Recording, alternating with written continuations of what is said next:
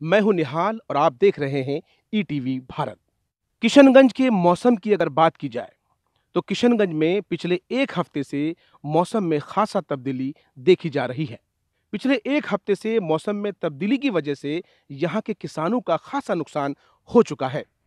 आमतौर पर इस इलाके में इस वक्त धान, गेहूं, सरसों, आलू वगैरह की खेती की जाती है। लेकिन जिस तरह से मौसम में तब्दीली आई है, इससे किसानों का खासा नुकसान होता दिख रहा है।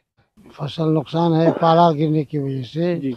और कोसा गिरने की वजह से आज 3 दिन से परेशान हाल है सब कोई। बारिश धान उन अपने खेतों में परेशानी हाल है।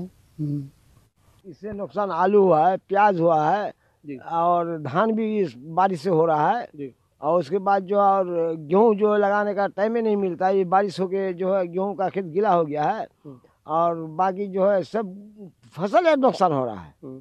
यहाँ खेती आलू, गेहूँ, धान, मकई और सरसों, तूड़ी वगैरह, हाँ यही सब की खेती होती है। बेशक सरकार की ओर से यहाँ जो माने फसलों की जो क्षति या नुकसान हुई है उसकी तरफ से हम चाहते हैं या अपील करते हैं सरकार से कि हम किसानों को उसके एवज में मतलब कोई मुआवजा मिलना चाहिए।